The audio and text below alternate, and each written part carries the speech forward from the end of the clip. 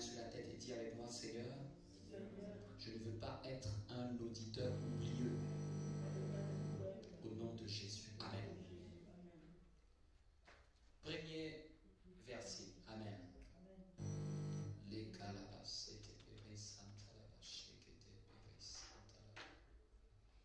Prenons Jean chapitre 1er. Prenons Jean chapitre 1er. Amen. Restons tranquilles et suis-moi très bien. Jean chapitre 1er. C'est un texte que nous connaissons bien. C'est un texte que nous connaissons très bien. Jean chapitre 1er. Suivez-moi très bien. La Bible dit au commencement était là. Au commencement était là. Encore une fois, au commencement était là. Au commencement était là. Au commencement était là. Au commencement était là. Et la parole était avec Dieu. Et la parole était Dieu. Amen. Est-ce que vous me comprenez? Amen. La Bible est en train de nous dire quoi? Au commencement était la parole. Et nous allons aller dans Hébreu, le texte que nous avons donné dimanche dernier. Hébreu chapitre 3. Dis avec moi, au commencement était la parole. En d'autres termes, vous ne pouvez rien commencer dans votre vie sans la parole. En d'autres termes, vous ne pouvez rien emmener à l'existence dans votre vie sans la parole. Ça, ce sont des principes divins.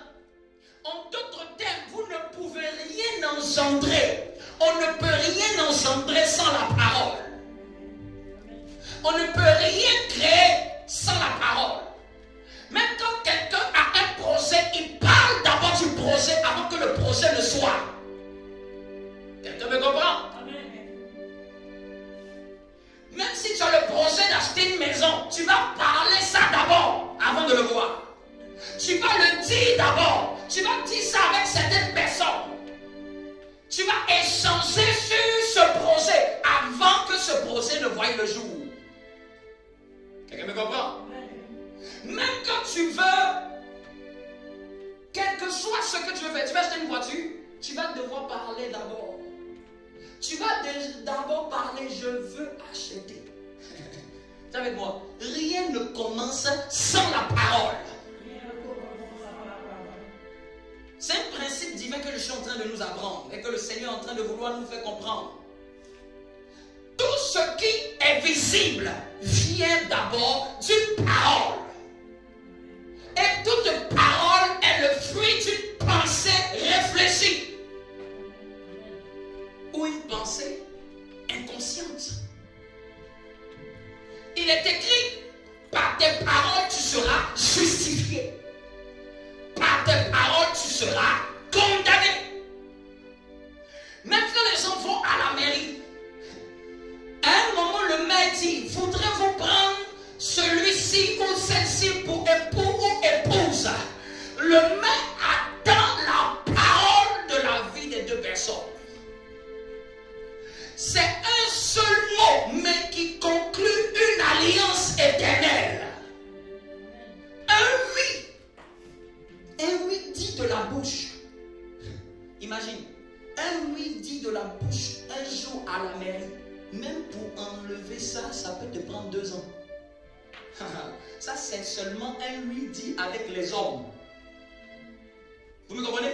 Les procédures peuvent aller plus de des années. Et les procédures peuvent faire il y a des indemnités et des conséquences. Juste 15 minutes où quelqu'un a dit oui. Ça fait payer plus tard pension. Une seule parole a taché les vies pour la destinée. Une seule parole a détruit des vies pour la destinée. Quelqu'un me comprend? Et il me rappelle, Jésus a dit que ton oui soit oui et que ton non soit non. Ce qui vient après vient du malin. Et Hébreux chapitre 3. Avant que nous puissions lire, je vais mettre d'abord les préalables. Dis avec moi, rien ne commence sans la parole. Lorsque Ésaïe, dans le chapitre 6, vous connaissez bien cette histoire, vous pourrez le lire à la maison, a eu la vision du Seigneur Tout-Puissant, il a dit, malheur à moi car j'ai vu le Seigneur, je suis impur. Regardez bien le texte, peut-être nous allons le voir. L'ange de l'Éternel a pris une braise. Il a pris une braise, il n'a pas mis la braise sur ses mains. Il n'a pas mis la braise sur sa tête. Il n'a pas mis la braise sur son cœur. Il a mis la braise sur ses lèvres. Et puis il a dit, ton péché est expié. Quelqu'un me comprend? Ne changez pas de cadence. Amen.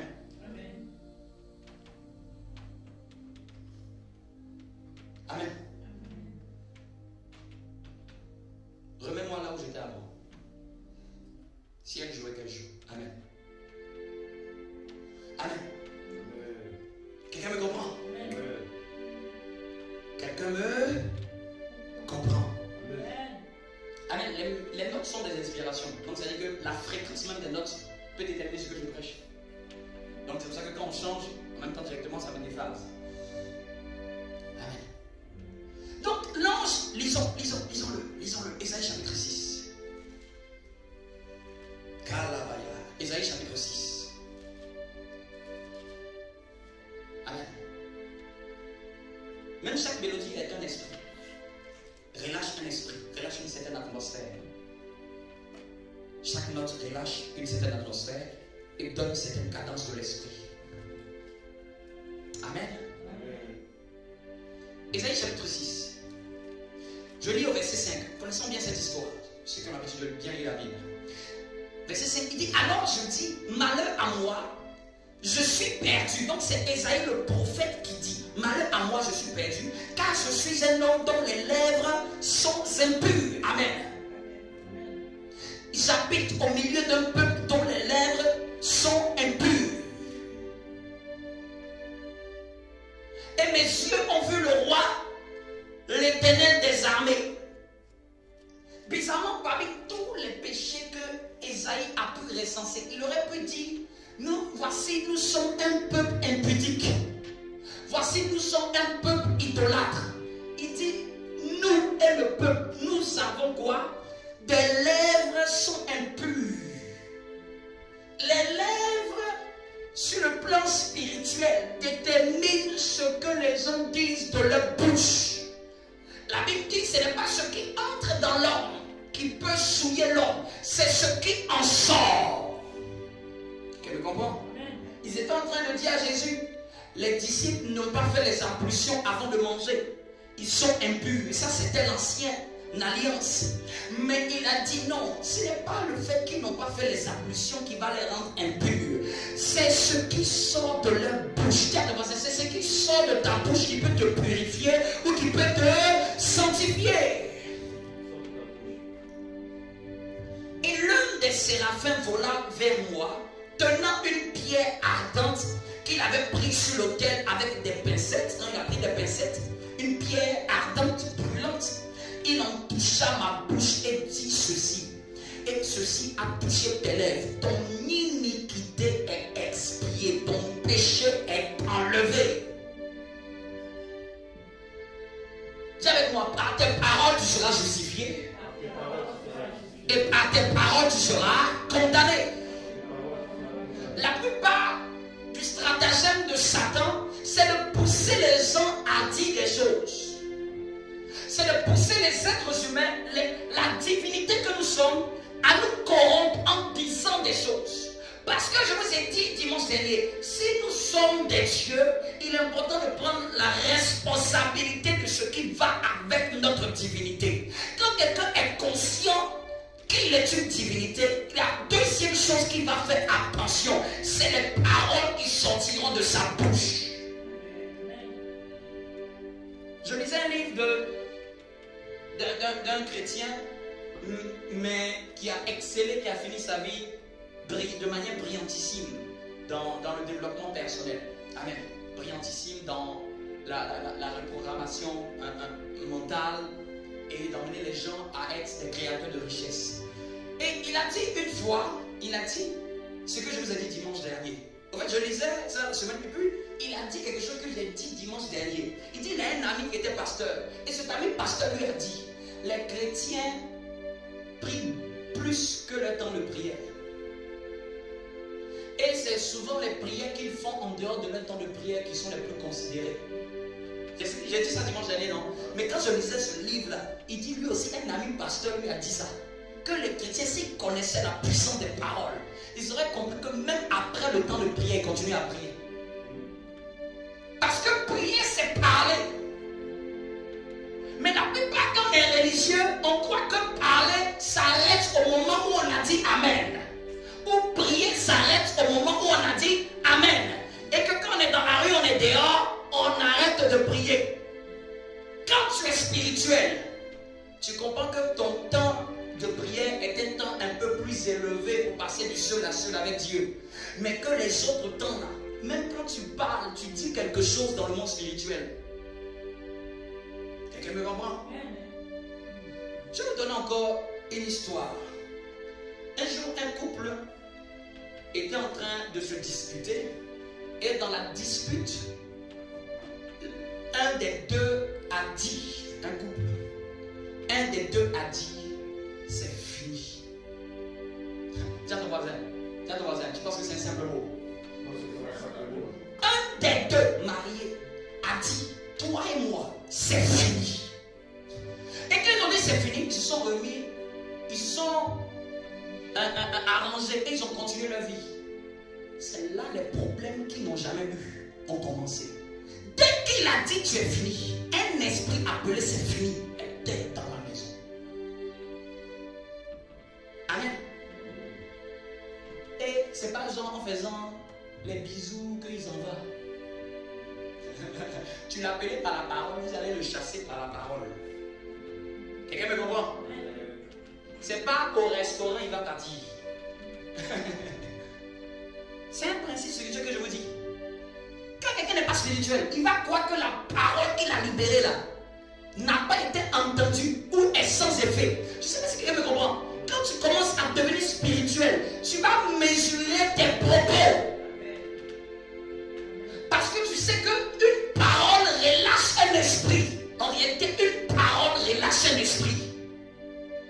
Et une parole qui est dite souvent fortifie l'esprit qui était relâché. Les paroles sont... regardez ce qui me met à l'esprit. Il dit, les paroles c'est quoi? C'est le... Comment je pourrais expliquer? Les paroles, c'est le... Oh merci Saint-Esprit. C'est l'articulation, on peut dire le jeu que je fais avec mes lèvres, avec le vent. Quand tu parles, tu vois ta bouche bouge, ta langue bouge. C'est un jeu avec l'air que tu fais. Et tu prends l'air. Le vent est spirituel. Et quand tu prends le vent et tu articules et dis quelque chose, tu viens de créer quelque chose. C'est pour ça que quand tu veux faire là, tu es obligé de mettre la langue à une certaine hauteur. Là, haut. C'est un jeu avec l'air. Ton cerveau combine avec l'air pour parler. Est-ce que vous savez que s'il n'y a pas d'air dans une pièce, aucun son n'est diffusé? Quand j'étais à la Cité des Sciences, souvent je faisais l'expérience avec les élèves. Je prends une cloche comme ça, je mets une alarme, elle sonne très fort. Tout le monde bouge les oreilles. Je la mets sous une cloche et on branche une pompe. On vide tout l'air. Au début tu entends. Et après tu n'entends plus. Ça sonne, mais personne n'entend. Parce que scientifiquement, c'est l'air qui diffuse un message. C'est l'air qui est le vent, l'air qui est autour de nous là. C'est lui qui est le canal de véhicule des paroles qu'on libère. Quelqu'un me comprend? Donc quand quelqu'un parle, je t'emmène dans le mystère de la parole. Quand quelqu'un parle, il travaille avec le vent. il travaille avec le vent. Et la Bible dit que nous sommes, il fait de ses serviteurs des flammes de feu et des anges des vents. Les anges sont comme des vents. Le vent, sur le plan spirituel, est la matière de l'esprit. Dis avec moi, tu veux libérer un esprit, continue de dire ce que tu dis. Donc tu peux libérer un esprit positif comme un esprit négatif. C'est ça qu'il dit, par tes paroles, tu seras justifié. Par tes paroles, tu seras condamné. Quand quelqu'un est spirituel, il comprend qu'il y a des choses qu'on ne dit pas. Et il peut maintenant user de sagesse et parler les choses qui vont emmener à l'existence, les choses qui n'étaient pas, comme si elles s'étaient. Quand tu es conscient de ce pouvoir, tu sais que tu peux créer en parlant. Dis avec moi, au commencement était la parole. Au commencement était là. Il dit, on a dit dimanche, mes paroles sont quoi? Les paroles sont esprit. La parole que tu vois là, est-ce que tu peux l'attraper? Ce que je viens de dire tout de suite, est-ce que tu peux le voir? Ce que je viens de dire tout de suite là, on ne peut pas l'étudier. On peut étudier les atomes, mais on ne peut pas étudier la parole. Ce que je viens de dire là, on ne peut pas l'observer. On ne peut pas prendre un microscope et étudier. On ne peut que comprendre l'intensité du son. Mais on ne peut pas étudier les paroles. Ce que je viens de dire tout de suite là, est-ce que tu le vois? Les yeux ne le voient pas. Donc c'est esprit. Si avec mon commencement était la parole. Il y a des gens qui ont fatigué les parents. Et un jour les parents ont dit, tu as vu la même chose que j'ai vécu là, tu vas vivre. C'est une forme de malédiction. Et il me dit encore, qu'est-ce qu'on appelle malédiction? Qu'est-ce qu'on appelle bénédiction? Ça vient simplement bénédiction. Malédiction. Une diction vient de ce que la personne a dit. Malédiction, c'est-à-dire que c'est une mauvaise parole qui a été relâchée. Bénédiction, une bonne parole qui a été dite. Amen. Chaque fois même qu'on parle de bénédiction, c'est que quelqu'un a parlé. Une autorité a parlé. Elle n'a pas donné, elle a parlé. Chaque fois qu'on parle de malédiction, c'est qu'il y a quelqu'un qui a parlé aussi méchamment. Amen. Et ce qui me plaît, la Bible dit qu'une malédiction sans cause est sans effet. Donc quand tu dis à quelqu'un bénis-moi, c'est pas l'argent, c'est dis quelque chose sur moi. N'est-ce pas? N'est-ce pas? Dis avec moi, au commencement était là. Non, tout commence de là. Allons-y à la Genèse. Non, il est en train de nous dire, au commencement était la parole. Il est en train de nous dire, dans Genèse, ça a commencé par la parole. C'est ce qu'il est en train de nous dire. Dans Genèse, au commencement, il veut parler de Genèse. Qui a compris ça? Quand Jean 1 dit au commencement était la parole, il est en train de nous dire, au commencement de toute l'histoire de l'humanité, ça a été toujours la parole. Ça a commencé par la parole. Ça était la parole. Quelqu'un me dit quelque chose? Quelqu'un me dit un bon ami? Il faut avoir l'art de combiner et d'utiliser la parole. Dis avec moi, apprends à utiliser la parole. Il dit la parole parmi toutes les armes que nous avons. La Bible dit que prenez par-dessus tout les armes de Dieu. Le casque du salut. La conscience que je suis sauvé. C'est ce que ça veut dire. La cuirasse de la justice. Garder son cœur de sorte que mon cœur ne soit pas affecté par les mauvaises choses. C'est ça la cuirasse de la justice. La ceinture à ma taille comme vérité. Quelqu'un qui marche dans la vérité des Écritures. Ça va être une ceinture pour lui. Et le zèle, les chaussures, le zèle. La foi comme étant un bouclier. Parmi toutes ces armes, elles sont des armes défensives. Mais la seule qui est à la fois défensive et offensive, il dit prenez par-dessus. C'est-à-dire qu'au-dessus de tout ce que vous avez, au-dessus de tout ce que vous possédez comme arme déjà, prenez par-dessus tout l'épée de l'esprit. Quand c'est par rapport à la parole, on dit prenez l'épée de l'esprit, qui est la parole de Dieu. Non, la parole est une épée. Elle est appelée l'épée de mon esprit. C'est pour ça que même Jésus dans le désert a combattu Satan, pas par les prières, par la parole libérée. Satan attaque et Jésus répond, il est écrit. Satan attaque et Jésus répond, il est écrit. Satan attaque et contre-attaque et Jésus répond, il est écrit. Les trois, il est écrit de Jésus sont trois versets de Deutéronome. Non, la parole que tu ne connais pas, c'est la parole qui va te limiter. La parole que tu ne dis pas dans tes prières, c'est la parole dont tu ne verras pas l'exaucement. La parole qui n'est pas relâchée de ta bouche, c'est la parole qui ne fait rien.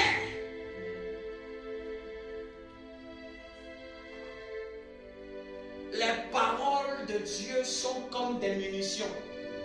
Ta bouche est comme un revolver. Bien-aimé, quelqu'un va commencer à prendre des munitions cette année.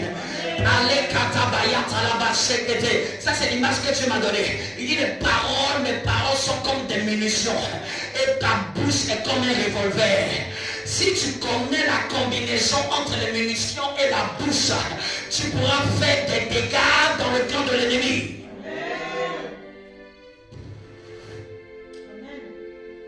Quelqu'un me comprend? Quelqu'un me comprend? Quelqu'un me comprend? Amen. Il est écrit dans le psaume 119, c'est la révélation de tes paroles qui éclaire. Ta parole est une lampe à mes pieds, une lumière sur mon sentier. Si tu marches dans l'ombre, c'est parce qu'il te manque la lumière de la parole. Dis à quelqu'un, tu dois apprendre à parler la parole de Dieu cette année. La Bible n'est pas faite pour être lue seulement. La Bible est faite pour être parlée aussi. Arrêtez de seulement lire la Bible. Parlez la Bible. Priez la Bible. Prophétisez la Bible. Déclarez la Bible. Parle le langage de Dieu. Parle la manière de parler de Dieu. Il y a certaines montagnes qui attendent une parole de Dieu. Il me donne cette image. On avait des animés. Il me rappelle. Il dit, on avait des animés. Quand tu ne connaissais pas le mot magique, la caverne ne s'ouvre pas. La caverne d'Ali Baba. Hein? Qui a déjà regardé ça? La caverne d'Ali Baba. Je veux dire, quand il prend souvent mon esprit, là, c'est comme un moniteur. Dieu me voit des images seulement à chaque fois. Pour illustrer ce que je dis. Quand je me rappelle, on était tout petit, ils arrivent devant la caverne. S'ils ne connaissent pas le mot de passe, ça ne s'ouvre pas. Il y a des situations, ça attend le mot de passe de la parole de Dieu. Tu vas dire, pasteur, j'ai prié. Est-ce que tu connais le mot de passe? Est-ce que tu as utilisé, tu as joué avec le mot de passe face à cette situation? Tu as dit quel mot? Ils arrivaient, je me rappelle, ils arrivaient et ils disaient, Sésame, ouvre-toi. C'est là que ça s'ouvrait. Donc il y a des choses qui attendent que quelqu'un parle. Il y a des cavernes qui vont rester fermées. C'est une caverne remplie de billets. Mais elle restait fermée pour celui qui ne connaissait pas le mot de passe. Dis avec moi, la parole de Dieu est mon mot de passe. En réalité, pour chaque défi de notre vie, c'est un mot de passe qu'il te faut. C'est de trouver une parole de Dieu. Si tu n'as pas trouvé la parole de Dieu, tu peux être en train de galérer. Je raconte le témoignage d'un pasteur. C'est un pasteur d'une grande église. Il disait, je crois que je l'ai raconté à quelqu'un. Ça m'a plu, peut-être je vais le partager. Il disait que sa femme avait des problèmes. Elle saignait tout le temps. jusqu'à elle a perdu du poids. Les gens disent que c'est quel régime? Il a dit non, c'est pas un régime. Mais comme il était pasteur, tous les gens ne savaient pas ce qu'elle vivait. Il dit prier, il a prié. Jeûner, il a jeûné. C'est un pasteur, il a prié et il a jeûné. Et jeûner, et prier, et jeûner. Dis à ton voisin, quand tu as combiné les deux, tu vois que ça ne bouge pas. Dis à ton voisin, il te manque un mot de passe. Il te manque un réma. Il te manque un réma. Et puis il dit un jour, il croit que peut-être prier, jeûner l'a permis de pouvoir découvrir ce passage. Ça ne veut pas dire que prier, jeûner n'est pas important. Amen. Ça le fortifiait. Et pendant qu'il était en train de, comment dirais-je, lire la Bible, il tombe sur un verset. Vous servirez l'Éternel, il bénira votre pain et vos os, il éloignera la maladie. Il a dit Eureka. Tu sais, il y a des versets, tant que tu n'as pas dit Eureka, ça va être des versets, ça ne va pas être une révélation. Une révélation, c'est quand tu dis Eureka. Vous savez, ça va pas Eureka, c'est que j'ai trouvé. Ça veut dire que ça t'a marqué l'esprit, pas ton intellect, ton esprit. Un réma, c'est ce qui change la vie. L'homme ne se nourrira pas seulement de pain, mais de tout réma, de toute parole qui sort de la bouche de Dieu. Même la parole de Dieu, la Bible nous dit que c'est elle qui nourrit. On n'a pas dit l'homme se nourrira de prière, l'homme se nourrira de toute parole qui sort de la bouche de Dieu. Donc ceux qui prient et qui ne se nourrissent pas de la parole sont bancals dans leur spiritualité. Ceux qui prient et qui ne parlent pas la parole de Dieu sont déséquilibrés. Ceux qui font la muscu et qui ne se nourrissent pas à la hauteur de leur musculation sont déséquilibrés. Toute personne qui pratique la musculation, il sait que son repas doit changer. Mais on a des chrétiens dont ceinture noire en prière, mais ceinture blanche en parole. Et quand tu prends la prière, elle a la ceinture noire. Mais quand tu prends la parole, c'est un novice. Amen. La prière ne t'emmènera pas plus que les paroles que tu crois. La prière ne va pas t'emmener à voir plus que ce que tu ne dis pas comme parole, plus que ce que tu ne manges pas comme parole. Par tes paroles, tu seras justifié. On n'a pas dit par tes prières, par tes paroles. C'est la prière qui donne de la puissance à tes paroles. Tu ne peux pas t'élever au-dessus d'une parole que tu ne connais pas. Tu ne peux pas vivre ce que tu ne dis pas. Et ce que tu ne continues pas à dire. Ça, ton voisin, même dans notre amusement, fais attention de ce que nous disons. Oui, quand tu es spirituel, même dans l'amusement, tu sais, tu tiens, même dans l'amusement, c'est même dans l'amusement là. C'est là que tu montres aussi même ta spiritualité. Même dans l'amusement, il ne faut pas ironiser ta situation. Quelle ironiser ou mépriser tes paroles. Il ne faut pas blaguer avec les paroles. On peut blaguer avec tout, mais on ne blague pas avec les paroles. Quand tu vois quelqu'un a dit quelque chose, une parole, et que tu vois que cette parole est négative, dis-lui, cette parole-là s'annule tout de suite au nom de Jésus. Ne colle pas cette étiquette. Qu'il soit conscient ou qu'il ne soit pas conscient. Toi, tu es spirituel, tu dis, loin de moi, amen, cette parole. Tiens avec moi, par tes paroles, tu seras justifié. Par tes paroles, tu seras condamné. Donc les paroles peuvent justifier quelqu'un. Quand tu te trouves à la cour, c'est ce que vous dites que le juge prend pour vous justifier. C'est ce que vous dites que le juge examine pour vous condamner. Qu'est-ce que tu dis? On t'emmène à la barre, on te demande parle. Parle. Dis à ton voisin, tu as trop fermé ta bouche cette saison. Tu l'as trop utilisé seulement pour bavader. Il est temps maintenant de prendre l'autre option, de la prendre pour créer, de la prendre pour emmener à l'existence les choses, de la prendre pour provoquer les situations. Nous devons parler la parole de Dieu. Et je posais la question, Seigneur, je vais emmener notre église à avoir une solidité de certaines paroles dans la Bible. Avoir une connaissance, même intellectuelle, même de tête de certains versets. Et j'ai dit, Seigneur, comment puis-je faire? Il dit, regarde, comment ça se fait que tu connais notre Père? J'ai dit, je sais le réciter de tête parce que quand j'étais petit, l'église dans laquelle j'étais était championne dans l'art de faire répéter les gens certains versets. Et je bénis Dieu pour cette église. Il dit, regarde, cette église a fait une prière que même si tu es à la fin de tes jours, tu la connaîtras par cœur, la profession de foi. Où on dit, je crois en Dieu, le Père Tout-Puissant, Créateur du ciel et de la terre, et en Jésus-Christ, son Fils unique, notre Sauveur, qui était conçu du Saint-Esprit, né de la Vierge Marie, a souffert sous Ponce Pilate. Tiens, ton voisin, tu connais ça de tête, par cœur. Tu sais quoi? Ils ont compris la stratégie. Tu ne peux pas connaître ce que tu répètes pas. Et Dieu m'a dit, tu vas faire aussi dans l'église la profession de foi. Et notre profession de foi, ce sera une profession de foi, pas simplement une répétition, mais des proclamations fortes et violentes. Et chaque mois, on aura un stock. C'est-à-dire que pour le mois, il y a le stock de ces proclamations, chaque dimanche. C'est-à-dire que dans le dimanche, là, il y a un temps. On dit c'est le temps de déclaration de notre foi. Qui est content? Si tu es content, acclame Dieu.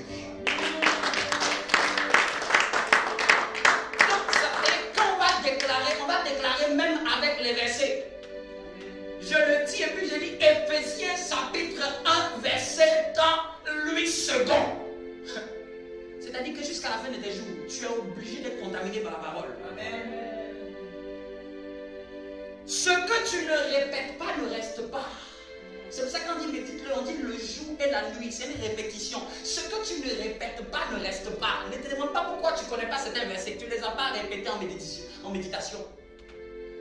Tu sais pourquoi tu ne parles pas certains versets couramment? Parce que tu n'habites pas en toi. Ce n'est pas un dépôt en toi. Ça ne peut pas devenir un réflexe. Il dit au commencement était la parole. Genèse chapitre 1. Dis avec moi la puissance de la parole. C'est-à-dire que la parole, les paroles sont comme des munitions. Elles doivent être chargées dans le revolver et elles doivent être tirées. Quelqu'un me comprend? Elles peuvent être tirées pour te défendre, comme elles peuvent être tirées pour attaquer. Par la parole, on peut attaquer, par la parole, on peut se défendre. Quelqu'un me comprend? Ta parole est une lampe amère, une lumière sur mon. La Bible dit Genèse 1. Au commencement, Dieu créa les cieux et la terre. La terre était informe et vide et il y avait des ténèbres à la surface de la Bible. L'Esprit de Dieu se mouvait au-dessus des. L'Esprit de Dieu se mouvait au-dessus des. Théologiquement parlant, les eaux sont la représentation aussi de la parole. Je vous dis quelque chose, le Saint-Esprit ne se meut que là où la parole est relâchée. Il y a la parole et il y a l'Esprit. Quelqu'un me comprend? Et quand la parole est dite dans un lieu, est déclarée dans un lieu, ça attire l'Esprit. L'Esprit de Dieu ne se meut pas ailleurs. Il ne se meut là où les eaux de la parole sont. Tiens, voisin, tu vas attirer la présence de Dieu. Prie la parole de Dieu. Donc quand la terre était informe et vide, le verset 3, la Bible dit, Dieu dit. Dis avec moi, Dieu dit. Que la lumière soit et que la lumière fut. Après Dieu vit que la lumière était bonne et Dieu sépara la lumière avec les ténèbres. Dieu appela. Il a même encore donné un nom. Il a parlé. Dis à ton voisin, tu appelles les situations là comment?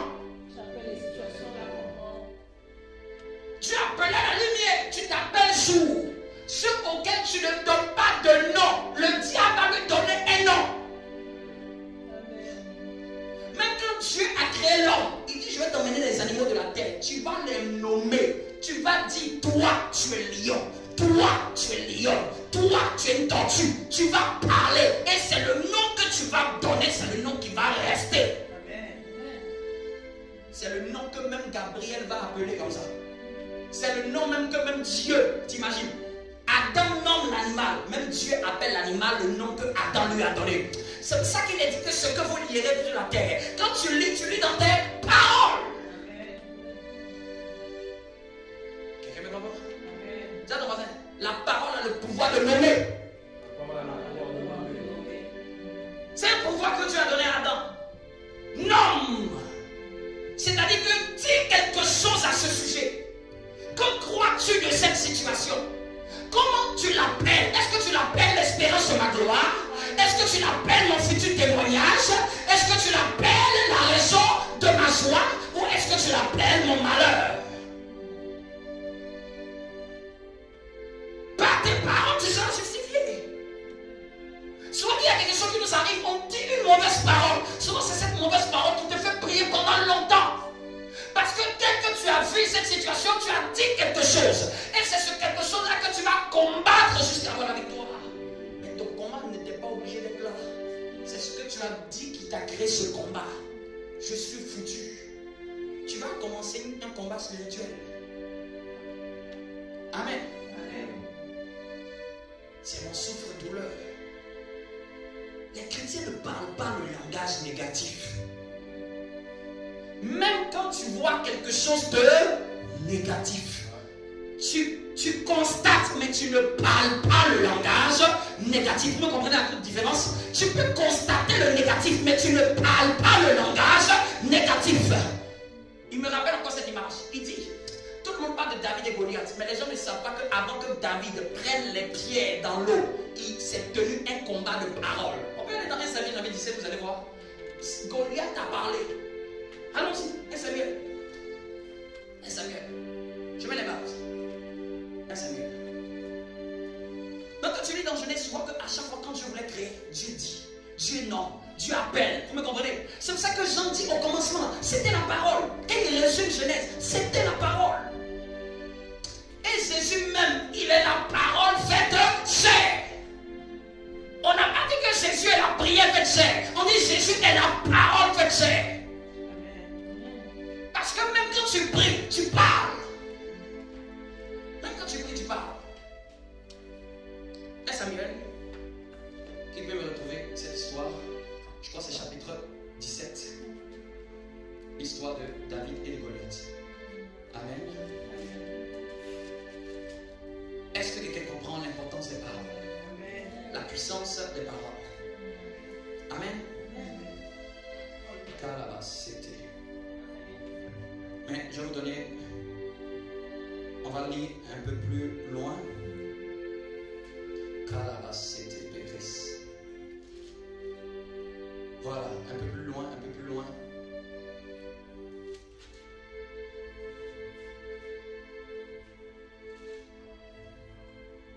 Un peu plus loin. Non, bien plus loin. À la vache.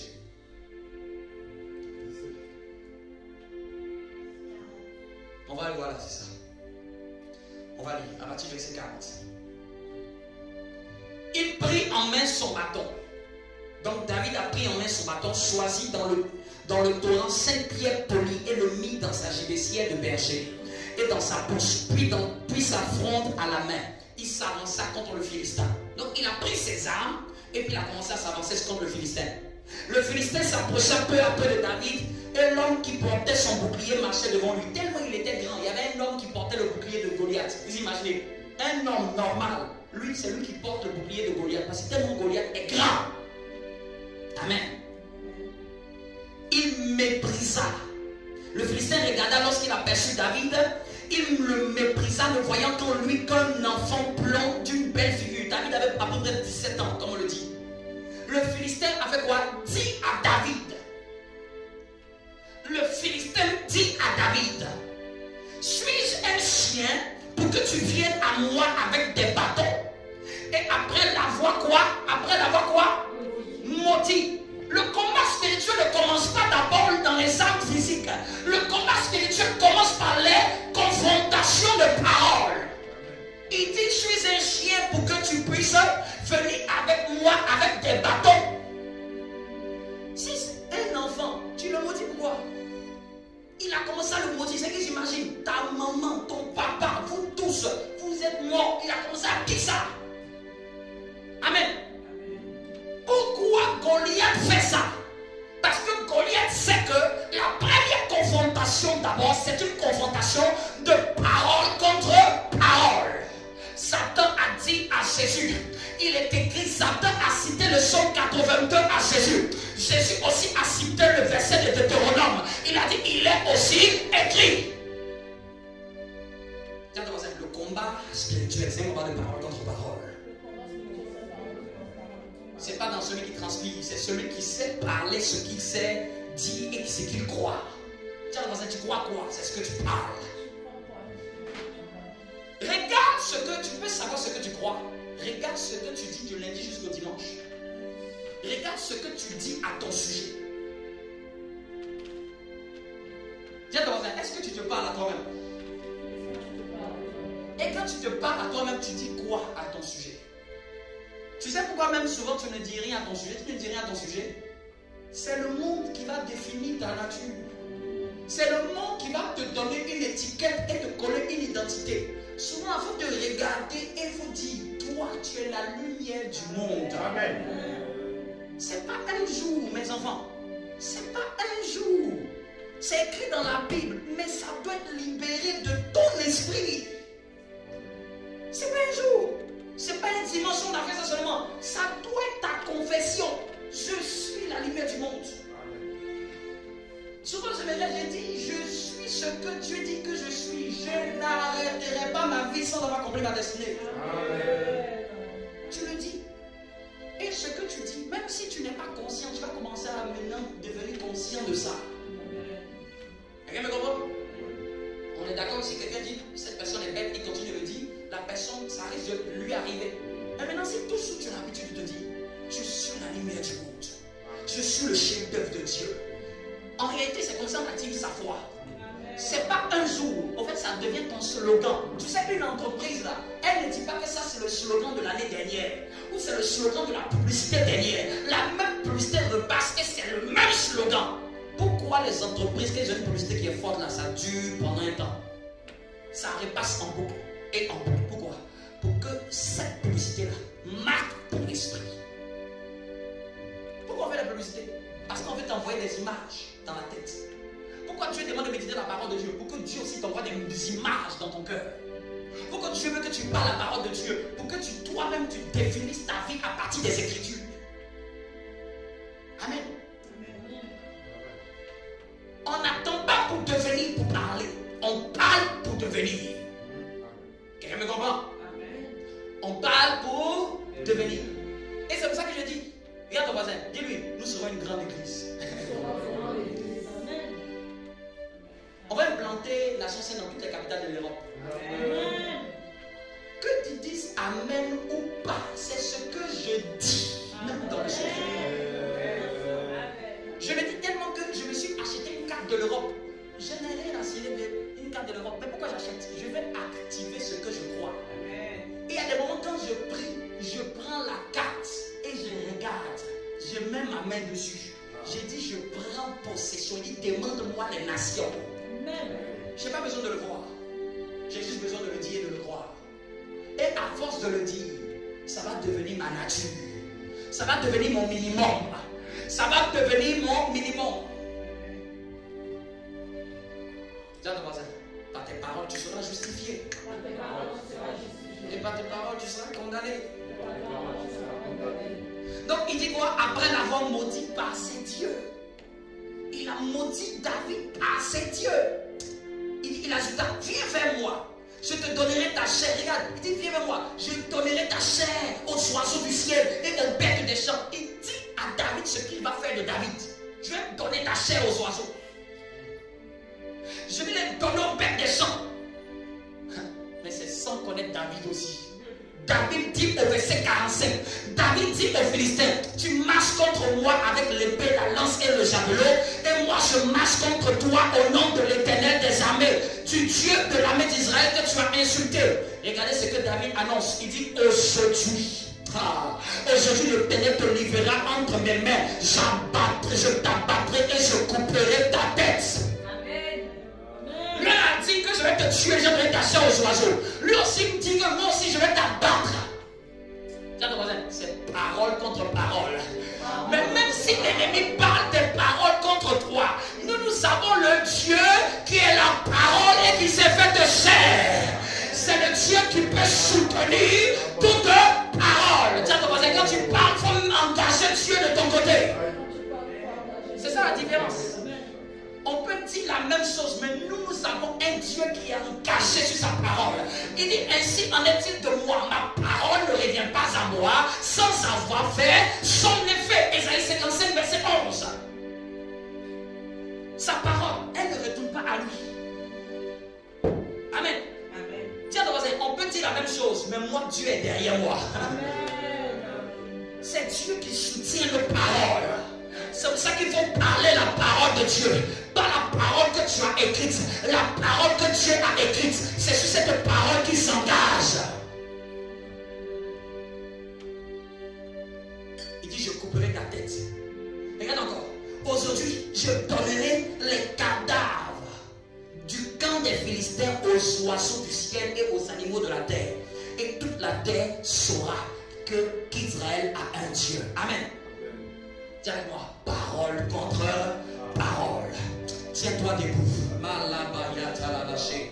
Aujourd'hui, je viens de te mettre le soubassement de ce message. Amen. Pour te dire que la parole est puissante. Il dit la parole est puissante pour sauver vos âmes. On avait vu dimanche dernier, on a dit, si tu confesses Jésus seulement, tu es sauvé. Attends, je confesse seulement, je suis sauvé. Tiens ton voisin, tu parles seulement la parole de Dieu, là, Dieu comprend ce que tu dis. C'est pour ça que vous allez voir, le diable peut vous laisser mémoriser des films, mémoriser des histoires. Mais le diable n'aime pas qu'on parle la parole de Dieu. Dis à ton voisin, sois le prophète de ta maison. La parole de Dieu est une prophétie éternelle. D'ailleurs, il me rappelle, tout passera. Mais mes paroles ne passeront jamais. La Bible dit que la parole de Dieu est éprouvée 7 fois dans sa langue. Et que même avant que Dieu a parlé, c'est 7 fois qu'il a réfléchi avant de dire. Dieu ne se répand pas de sa parole. Et Dieu se soumet à sa parole. Dis à ton voisin, voici ton livre de droit. Ton livre de droit spirituel. Tu veux revendiquer quelque chose? Trouve-moi un écrit dans ton droit spirituel et prie avec. Tu veux engager des choses avec Dieu? Trouve un support écrit de la loi de Dieu et appuie-toi pour engager ta foi. Il dit, sur ta parole, je jetterai mon filet. C'est pas dans le vent, ne jette pas le filet dans le vent. On n'engage pas un projet dans le vent. Tu le soutiens sur ta parole. Il dit, j'ai dévoré. Jérémie dit, ta parole est comme un marteau, est comme un feu, est comme un marteau. Jérémie. Apprenez à lire le psaume 119. Vous allez voir qui est appelé l'hymne de la parole. L'hymne. Le plus long psaume de la Bible, c'est le psaume dédié à la parole. Le plus long de la Bible, c'est le psaume dédié à l'exaltation de la parole. Vous imaginez, parmi tous les psaumes qu'on lit, le plus long, c'est où David a honoré la parole. C'est dedans où David dit, tes paroles sont comme du miel. Acclame Dieu pour sa parole.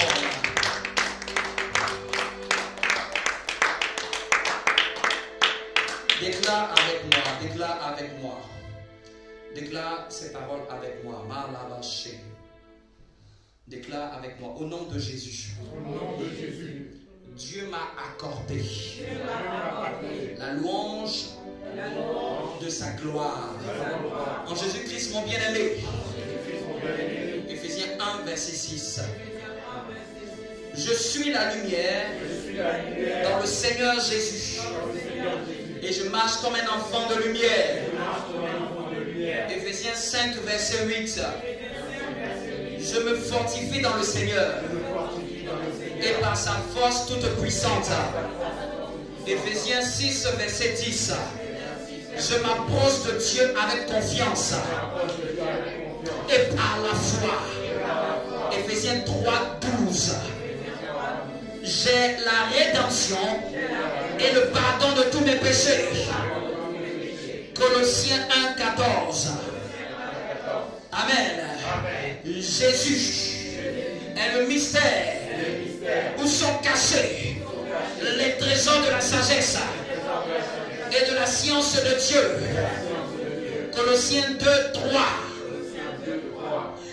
Je suis et je crois en Jésus-Christ sans l'avoir vu. Et ma joie est grande. 1 Pierre 1, verset 8. Je crois en Jésus qui me permet de bénéficier de la justice de Dieu comme tous les croyants. Romains 3, 22. Je suis justifié. J'ai la paix avec Dieu par le Seigneur Jésus-Christ. Romains 1, 5. Je me glorifie en Dieu par notre Seigneur Jésus-Christ, par qui nous avons obtenu le ministère de la réconciliation. Romains 5, 11. Dieu me donne la victoire par notre Seigneur Jésus-Christ. 1 Corinthiens 5, 57. Ce n'est pas par les œuvres de la loi que je suis justifié, mais c'est par ma foi en Jésus-Christ. Galates 2, 16. Je ne suis plus esclave, mais je suis fils, donc héritier de Jésus-Christ, par la grâce de Dieu. Galates 4, verset 7. Dieu m'a prédestiné dans son amour à être son enfant d'adoption par Jésus-Christ selon son bon désir. Éphésiens 1, 5. Et je termine. Je puis tout. Je peux tout accomplir. Je peux tout réaliser. Je peux tout manifester par Christ qui me fortifie. Philippiens 4, 13. Acclame le Seigneur pour toi. Sur ton église, sur une nation.